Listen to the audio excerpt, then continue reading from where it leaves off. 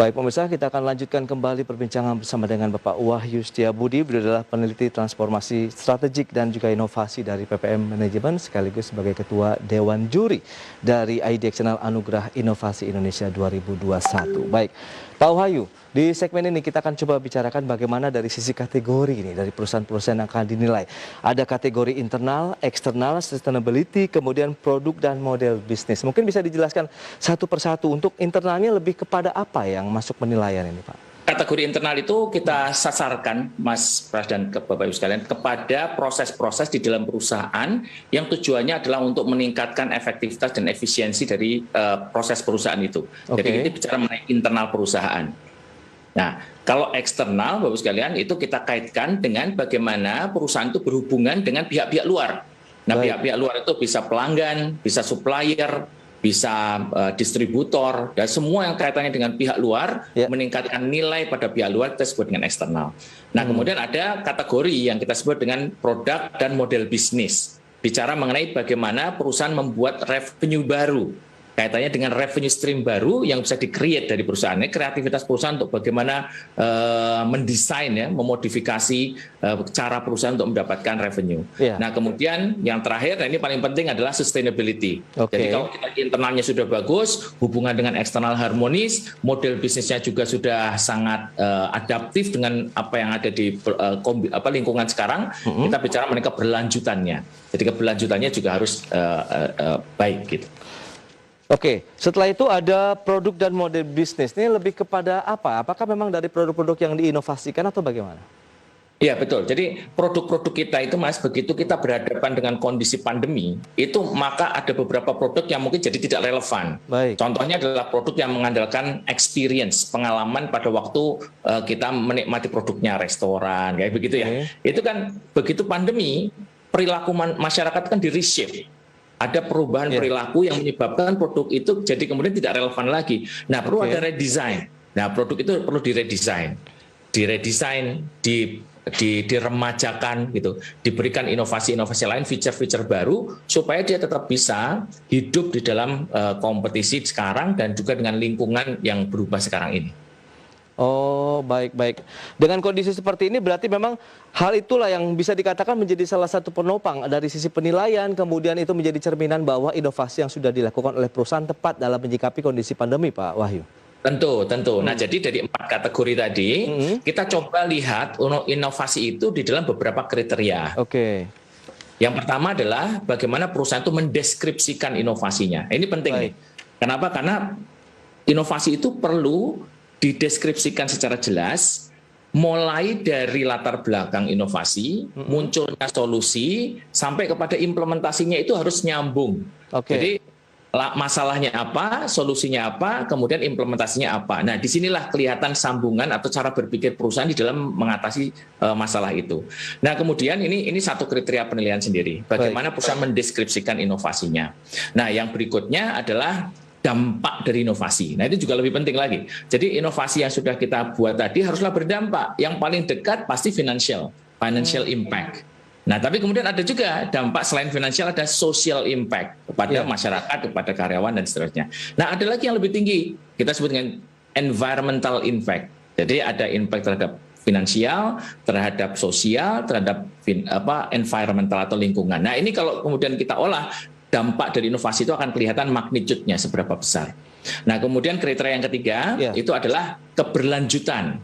Inovasi yang bagus itu adalah inovasi yang bisa di-escalate, bisa dinaikkan tingkatnya, bisa dibuat sistem, bisa terukur, bisa diteladani oleh industri lain, bisa diteladani oleh unit-unit bisnis yang lain. Itu adalah yang kita sebut dengan berlanjut.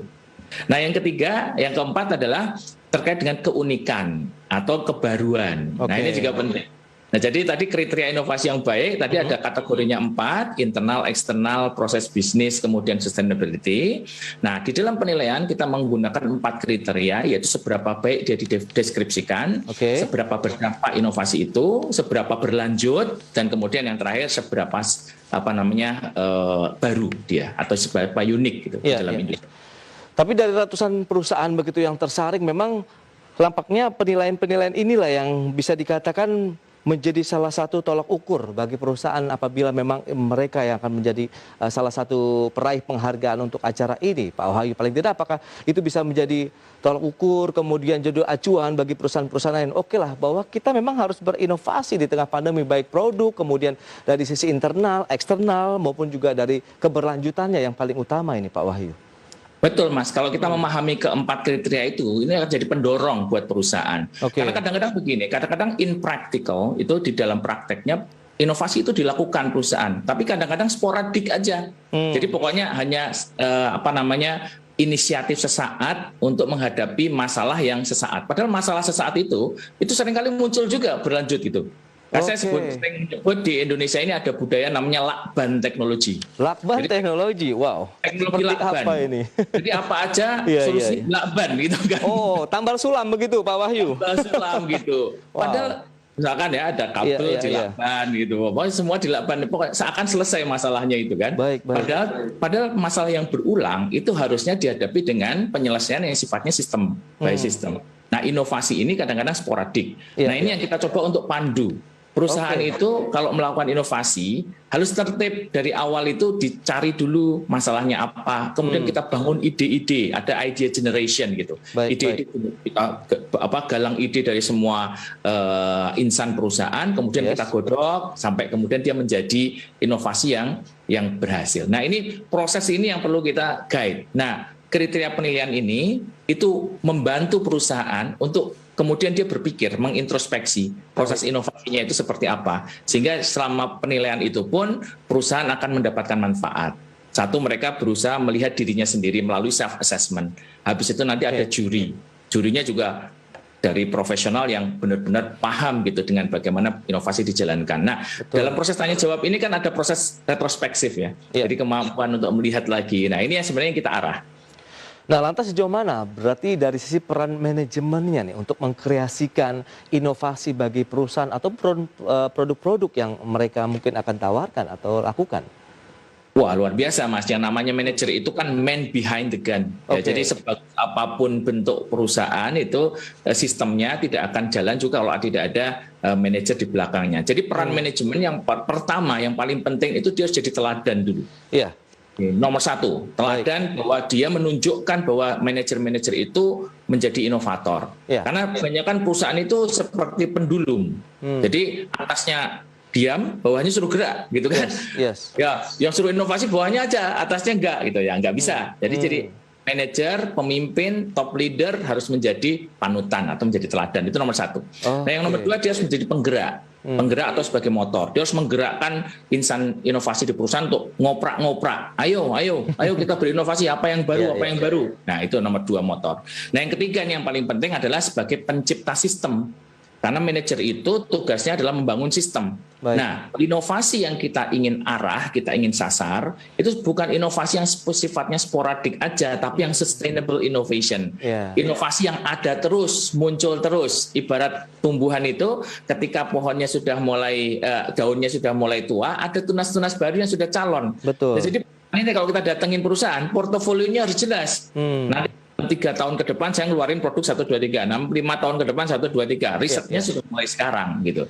Nah, jadi dengan demikian dijamin bahwa sistem inovasi ini akan berjalan secara sustainable terus-menerus.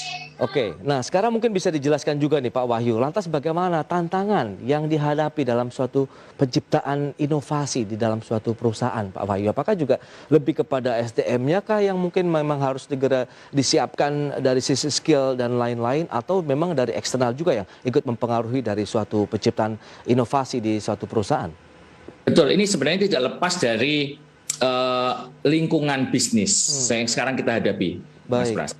Jadi lingkungan bisnis kita sekarang itu sedang dihadapkan pada 2 disrupsi besar, gelombang disrupsi besar. Satunya adalah digital disruption, yang satunya adalah pandemic disruption. Digital disruption itu munculnya karena teknologi digital juga bergerak pesat sekali. Maka kita mengenal ada istilah everything X.0.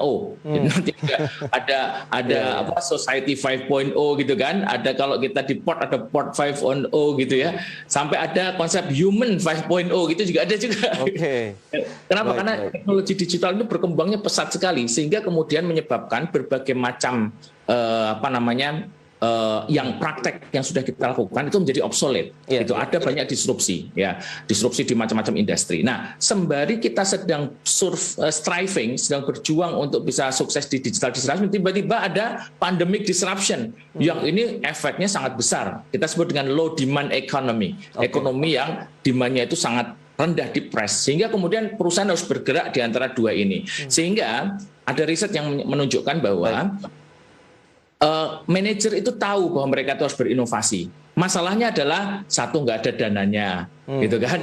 Ya, gimana orang jualan aja, kita sekarang aja orang saya lay offin, Mbak, gitu kan? Betul. Jadi dananya kurang, orangnya juga sekarang itu sedang dalam posisi tidak terlalu produktif untuk berinovasi karena mereka sedang galau untuk menghadapi tuntutan jangka pendek. Nah, mungkin kendala-kendala utamanya, Mas, yang harus kita hadapi di perusahaan. Baik, itu tantangan yang dihadapi di tengah pandemi adalah memang yang tadi sudah dijabarkan Pak Wahyu. Lantas bagaimana dengan kolaborasinya Pak Wahyu? Tahan dulu jawabannya, kita bahas nanti di segmen berikutnya. Pemirsa, kami akan segera kembali usai jeda berikut ini.